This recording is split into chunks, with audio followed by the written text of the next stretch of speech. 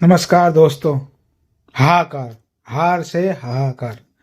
इस टाइम हाहाकार मचा हुआ है देश में, भारत की हार से। ऐसे कौन हारता है यार? हारो तो कम से कम लड़कर हारो। कहने को तो होगा लड़कर हारे। जी दोस्तों, मैं बात कर रहा हूँ मेलबर्न टेस्ट की, जहाँ भारत ऑस्ट्रेलिया का मैच खत्म हुआ है कुछ देर पहले ही। जहाँ एक तरफ लग रहा था कि ऑस्ट्रेलिया की टीम इस मैच को जीत नहीं पाएगी, क्योंकि हमारे बल्लेबाज संघर्ष कर रहे थे। लेकिन हमारे बल्लेबाज समर्पण भी सबसे पहले ही करते हैं, और ऐसा समर्पण किया कि ऑस्ट्रेलिया को मैच उसकी झोली में डाल दिया। मानो नया साल का गिफ्ट ऑस्ट्रेलिया को उनकी झोली में डाल दिया। दोस्तों, मैं आपको मैच की रिपोर्ट, मैच का हाईलाइट सब बताऊंगा। आज मैच के 5वें दिन क्या हुआ, क्या नहीं हुआ, क्या क्यों नहीं होना चाहिए था, ये सब चीज़ें मैं आपको बताऊंगा। और सबसे पहले शुरुआत करते हैं हम दिन के शुरुआत की। दिन का शुरुआत हुआ था ऑस्ट्रेलिया की पारी से। जसप्रीत बुमराह ने जो आखिरी विकेट था वो गिराया और अपने 5 विकेट पूरे किए। ऐसा लगता है कि ये जसप्रीत बुमराह ही भारतीय गेंदबाजों का जो बोझ है ना, उनको ढोकर चल रहे हैं। ये जसप्रीत बुमराह ही भारत को हर समय मैच में बना के लाते हैं, लेकिन बल्लेबाज पूरी नैया ही डुबो देते हैं। क्या फायदा है बल्लेबाजों का जो गेंदबाजों की मेहनत को खराब कर रहे हैं? एक तो बुमराह का कोई अच्छा गेंदबाज साथ दे नहीं रहा, तो अकेले भारत को मैच में लेकर आते हैं। दूसरा, बचा कुचा सारा काम बल्लेबाज को डुबो देते हैं। इस मेलबर्न क्रिकेट मैच का जो शुरुआती 2 दिन थे, जब ऑस्ट्रेलिया ने 474 रन बनाए, तो उस समय कहीं नहीं लग रहा था कि भारतीय टीम इस मैच को बचा पाएगी। उसके बाद नीतीश कुमार रेड्डी आए, उन्होंने शतक मारा, वसुंधरा सुंदर ने शतक मारा, उन्होंने अच्छी साझेदारी की। यशस्वी जायसवाल ने 81 रन बनाए, तो इसको मैच में भारत को वापस लेकर आए। फिर दूसरी पारी में जसप्रीत बुमराह ने 5 विकेट लिए, सिराज ने 3 विकेट लिए, और एक समय 273 के आसपास ऑस्ट्रेलिया की टीम सिमटती दिखती आ रही थी। लेकिन वहां से मोमेंटम उनका लूज हुआ और नाथन लियोन 40 से ऊपर रन मार गए, और अड़सठ की साझेदारी की बॉलैंड के साथ, और उसको लक्ष्य जो है, टारगेट जो था 340 के पास पहुंचा दिया। बहरहाल यहाँ तक का स्कोर था जो ऑस्ट्रेलिया की टीम ने अपनी मेहनत करके उनके निचले क्रम में काम कर दिया। लेकिन जब भारतीय बल्लेबाजों को जो अच्छी शुरुआत देनी थी, एक छोर से एक बल्लेबाज को टिकना था, दूसरे छोर से स्कोर बनाने थे, कभी नहीं लगा कि भारतीय टीम इस मैच को जीतने के लिए जा रही है। भारतीय टीम तो इस मैच को बचाने के लिए जा रही था कि बचा लेंगे तो इज्जत बच जाएगी, हारेंगे तो हाहाकार मचेगा मचेगा, जैसे अब मच रहा है। रोहित शर्मा 40-40 के करीब गेंदे खेल रहे हैं। आप अपना नेचुरल गेम भी खेलोगे भाई, तो तब भी तुम्हारे बल्ले से रन निकल जाएंगे। आप तो रुक भी रहे हो, हार भी रहे हो, और चल भी नहीं पा रहे हो। 40 गेंदे रोहित शर्मा ने खेली, 9 रन बनाए। ना तो अच्छी शुरुआत दे पाए, ना ही भारतीय टीम को उस प्लेटफॉर्म पर लेकर आ पाए कि भाई यहाँ से आप मैच ड्रॉ करा लीजिए। इन उसके बाद के है राहुल, उसके इनके लिए लड़ाई चल रही है कि इनको ओपनिंग पे लाइए, ओपनिंग पे लाइए। अरे भाई, ये तो बताओ, जब 10 ओवर के या 15-20 ओवर के अंदर, 15 ओवर के अंदर ही आपका ओपनर चला जा रहा है, तो आपको भी तो नई गेंद से सामना करना पड़ रहा है ना। तो लोकेश राहुल भी ने तो खाता तक नहीं खोला, स्लिप में कैच देकर आ गए। अच्छी गेंदें तो ऑस्ट्रेलिया में खेलने को ही मिलेंगी, गली क्रिकेट थोड़ना है किसी बॉय पे रन मार दोगे। भाई, आप भारतीय टीम के अनुभवी बल्लेबाज हो, और आपसे तो टीम को बहुत ज़्यादा उम्मीदें हैं, और आप सबसे ज़्यादा भारत की हार के कारण आप ये लोग बन रहे हो। आप खाता नहीं खोल पाए। चाय काल से पहले आए थे विराट कोहली जी, चाय काल से पहले 1 ओवर बचा था, मिचेल स्टार्क ने गेंद फेंकी, ललचा गई, चौका मारेंगे हम तो। विराट कोहली को चौका मारने से ज़्यादा अपनी वाहवाही करने की लगती कि मेरी वाहवाही होनी चाहिए। अरे भाई, किस चीज़ की वाहवाही चाहिए तुमको? देश से बड़ा कोई कोई है क्या? तो देश की तुमने जो आज हालत की है वो तुमने की है। क्या जरूरत है मिचेल स्टार्क की बाहर की गेंद को खेलने की भाई? जब तुमको जीतने के लिए जाना नहीं है, तुम्हारे 2 विकेट गिरे हुए हैं टीम के, छोड़ दो ना गेंद यार। तुमको उस युवा बल्लेबाज यशस्वी जायसवाल से सीखने को नहीं मिलता है क्या, जो पहली पहली पारी में उसने हाफ सेंचुरी लगा, 81 रन पर रन आउट करा दिया। फिर दूसरी पारी में भी जब वो इतना अच्छा खेल रहा है, बॉलों को छेड़ रहा है, उसकी जो अच्छी फॉर्म उसको खेलने के लिए लगती है, उसकी गेंद तो शॉर्ट भी खेलता है। लेकिन जब आप तो ऑफ साइड के बाहर की गेंदों पर रन बना ही नहीं पा रहे हो ना, आप बल्ला लगा तो एज जाता, स्लिप में कैच हो जाते हो। फिर से आपने विराट कोहली ने दूसरी पारी में यही हाल किया। भाई, अब गौतम गंभीर को, टीम मैनेजमेंट को, अगर सिडनी क्रिकेट मैच बचाना है तो रोहित शर्मा, विराट कोहली में से किसी एक को ड्रॉप करना पड़ेगा। दोनों 38-38 साल के हो गए, कब तक इनको खिलाओगे? हम तो ये कह रहे हैं कि अगर युवा टीम भी अगर हारती है, तो कम से कम ये मलाल तो नहीं रहेगा ना कि हमारे सीनियर कुछ नहीं कर पाए। युवा तो भी काम कर ही रहे हैं, और इस सीरीज में भी अगर आप उठा के देख लो तो युवा ही कर रहे हैं। यशस्वी जायसवाल ने पहली पारी में हाफ सेंचुरी मारी, इस मैच में दूसरी पारी में भी हाफ सेंचुरी मारी। नीतीश कुमार रेड्डी ने सेंचुरी मारी, यशस्वी जायसवाल ने सेंचुरी भी मारी। वॉशिंगटन सुंदर ने अपना योगदान दिया। आप क्या कर रहे हो रोहित शर्मा, विराट कोहली? आप ये देखो, न्यूजीलैंड के जब आप घर में हारे थे 3-0 से, आपका सफाया होता, तब आपका गुरूर तोड़ा था।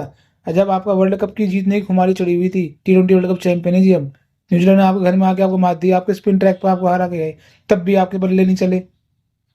ऑस्ट्रेलिया में आके फास्ट बॉलिंग के आपके आगे आपके नहीं चले। अगर आप हट ही जाओगे तो दूसरे बल्लेबाजों को मौका मिलेगा। तो अगर हर युवा अपने आप को साबित करना चाहता है, जैसे नीतीश कुमार रेड्डी ने साबित किया, तो उसी तरीके से दूसरे बल्लेबाज भी साबित करेंगे। सरफराज खान को आपने लाया, कुछ आउट हो गए, ठीक है, हम तो कह रहे हैं कि ऑस्ट्रेलिया में वो भी फ्लॉप हो जाते, तो कम से कम पता तो चलता ना किस टैलेंट में कितना दम है। ध्रुव जुरैल को आपने खूब मौके दिए, अब जब मौका देने की बारी थी तो आपने अब नहीं दिया। तो सिडनी क्रिकेट ग्राउंड में हटाइए ना। जब से पहला टेस्ट हम जीते थे पर्थ में, जसप्रीत बुमराह कप्तान थे और टीम जीती। दूसरे टेस्ट में हम आए, हमारे रोहित शर्मा कप्तान थे। तीसरे टेस्ट में आए, ड्रॉ करा पाए बड़ी मुश्किल से। फौरन टाला हमने, जैसे हमने वर्ल्ड कप जीत लिया हो जी, फौरन टाल के इतना खुश हो गए, जिसमें ऑस्ट्रेलिया मीडिया, ऑस्ट्रेलिया क्रिकेटर भी हंस रहे थे। इसके बाद चौथा टेस्ट आया, रोहित शर्मा कप्तान बने, फिर हम हार गए। तो भाई पांचवें टेस्ट में अगर आपको अपनी सीरीज बतानी है, तो रोहित शर्मा कहते हैं भैया मेरे तो चोट लगी हुई है और मैं हट जा रहा हूँ मैच से, कम से कम सीरीज तो बच जाएगी, आपके पास ब्लेम भी नहीं आएगा। तो टीम प्रबंधन को कुछ ना कुछ ऐसे फैसले लेने पड़ेंगे जिससे भारतीय क्रिकेट का ढैया फिर से ट्रैक पर आ जाए, क्योंकि अगले साल बहुत कुछ है। चैंपियंस ट्रॉफी ही फरवरी में है, तो ये बल्लेबाज जरूर है चैंपियंस ट्रॉफी में खेलेंगे, विराट कोहली हो, रोहित शर्मा हो और सभी शर्मा हो, लेकिन अब इनको टेस्ट से अलविदा कह देना चाहिए। और रही बात विश्व टेस्ट चैंपियनशिप के फाइनल की, वहाँ साउथ अफ्रीका पहुंच चुका है और अगला मजबूत दावेदार ऑस्ट्रेलिया है, क्योंकि ऑस्ट्रेलिया को अब श्रीलंका से मैच खेलना है, श्रीलंका ऑस्ट्रेलिया के बीच में मैच होंगे, दोनों में से एक टीम जानी। भारत तो वैसे तीसरे स्थान पर, उसके और हालत खराब हो गई है, लगभग वो बाहर ही हो गया है, वो नहीं पहुंच पाएगा अब। तो भारत का एक ही टेस्ट बचा है, वो भी अगला ही 3 तारीख से शुरू हो रहा है सिडनी में, और उम्मीद है कि अगर वो जीत भी गए तब भी ये अगर मगर की स्थिति में रहेंगे और जीतने का पहुंचना इनका मुश्किल है। तो बहरहाल दोस्तों, मेरा मानना तो यही है कि अब भारतीय टीम मैनेजमेंट खासकर गौतम गंभीर को कड़े फैसले लेने पड़ेंगे, क्योंकि उनके लिए भी साख की बात है कि आईपीएल में T20 टीम को चैंपियन बनाने से ज़्यादा दबाव भारतीय टीम को चैंपियन बनाने में है, और भारतीय टीम का दबाव भी बड़ा होता है। और आपको अब दोस्ती को साइड में रख के देश हित के बारे में सोचना चाहिए, और उनको भारतीय क्रिकेटरों को रोहित शर्मा और विराट कोहली से बातचीत करनी चाहिए कि अब आप अपने भविष्य के बारे में सोचें, आपको क्या करना है। क्योंकि इस टेस्ट श्रृंखला के बाद जो अगली टेस्ट श्रृंखला होगी वो अगले साल इंग्लैंड में होगी, और वहाँ भी इन दोनों बल्लेबाजों के लिए खेलना आसान नहीं होगा, क्योंकि वहाँ पर भी तेज ही विकेटें मिलेंगी और नया टेस्ट चैंपियनशिप साइकिल वहाँ से शुरू होगा।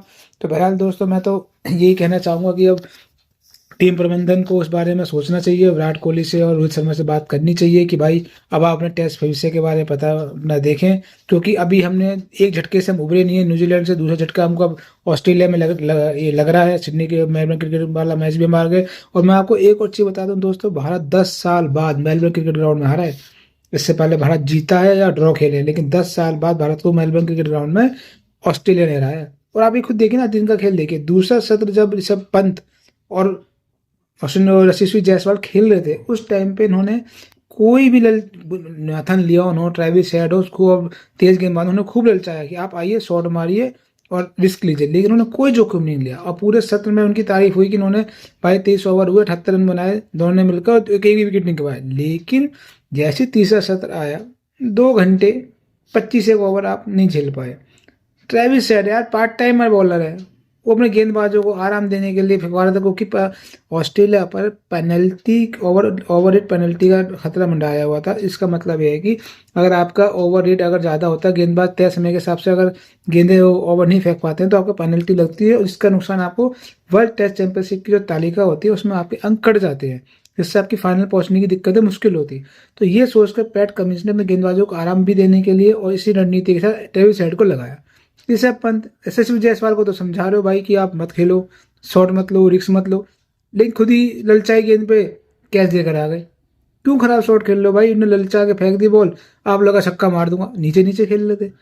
ये आपको खुद तय करना है कि अब आपका ऋषभ पंत का तीसरा ऑस्ट्रेलिया दौरा है, और अब आप सीनियर बल्लेबाज हो, अब आपको जूनियर बल्लेबाज नहीं, आपको ऑन ग्राउंड फैसले लेने पड़ते हैं। ये प्रशंसक इतने लोग वहां बैठे हैं, वो खुद पर आपकी बातों पर कह रहे हैं, तो आपको भी ध्यान देना चाहिए ना। जैसे जैसे पंत आउट हुए, उसकी तरफ गुच्छों की तरह विकेट गिर गए। आपके पास 10 नंबर तक बल्लेबाज हैं खेलने के लिए, मान लिया, लेकिन जब विकेट गिरते हैं तो फिर रुकते नहीं है, फिर गिरते ही चले जाते हैं। ऋषभ पंत आउट हुए, रविंद्र जडेजा 2 रन पे आउट हो गए। उसके नीतीश रेड्डी आए, पहले से पारी तक भी खूब तारीफ हुई, खूब प्रशंसा हुई। जब भारत को लग रहा था कि अगर एक पार्टनरशिप हो जाएगी तो और दबाव कम हो जाएगा, वहां पर नीतीश रेड्डी भी 1 रन पे आउट हो गए। तो भाई ऐसे भी टैलेंट का भी क्या फायदा जो टीम के समय पर काम ना है। ठीक है, आपने भारत को यहाँ तक पहुंचाया, लेकिन इस समय भी तो आपकी जरूरत है। ये तो इंटरनेशनल क्रिकेट है, ये तो भारत का क्रिकेट है। इसी को दबाव कहते हैं। आप आउट होकर आ गए 1 रन पे ही, आ जाओ जी। अब वॉशिंगटन सुंदर देख लो यार, वो तो कम से कम खेलता भी नहीं ठीक से। ऑलराउंडर है, टॉप ऑर्डर में खेलता है घरेलू क्रिकेट में। वो 50 से करीब गेंद खेल कर नॉट आउट रहा, छोड़ता रहा गेंदों को अपना। आपको खेलने की पड़ी, आप खेलते रहो। आपको अपना ऑफ स्टम्प नहीं पता। तो बस जडेजा आउट हुए, जडेजा आउट होने के बाद नीतीश रेड्डी आउट हो गए। फिर बुमराह और आकाशदीप और सिराज से आप क्या उम्मीद लगाओगे? तीनों मिलकर 50 ओवर निकाल लें तो बात बहुत है। इसके बाद जैसे ही वॉशिंगटन सुंदर नॉट आउट रहे और भारतीय विकेट क्रिकेट के मैच ही अपना हार गया। और दुख के साथ कह सकते हैं कि ऑस्ट्रेलिया की टीम इस सीरीज में 2-1 से आगे हो गई है। 3 तारीख से नया साल होगा। भारत ने अपना साल की जो कहते हैं मिडल की जो शुरुआत की थी, चैंपियन बन के की थी, लेकिन साल का अंत उन्होंने दुखदायी तरीके से किया। आखिरी टेस्ट में साल का हार गए। ऑस्ट्रेलिया के खिलाफ श्रृंखला में 1-2 से हम लोग पीछे हो गए। अब जो अगला साल में नया टेस्ट है वो 3 तारीख से सिडनी क्रिकेट ग्राउंड है। वहां पर भी स्पिन गेंदबाजों को मदद मिलती है। कहते तो ऐसे ही हैं। अब ना तो रेड्डी को बाहर कर पा रहा, ना सुंदर को कर पा रहा, ना रोहित को, ना कोहली को। यही टीम खिला रहे हैं, टीम चलने दी। आप ऑस्ट्रेलिया से भी तो सीखिए ना। उनके सीनियर बल्लेबाज स्टीव स्मिथ 200 गेंदे खेलते हैं तो 100 तो बना के चले जाते हैं। वो भी तो रुक रहे हैं, उनको कौन सी जल्दी है? ना वो नहीं खेल रहे गेंद। आप ललचा रहे हो, आप स्लेजिंग भी करो तब भी वो आउट नहीं हो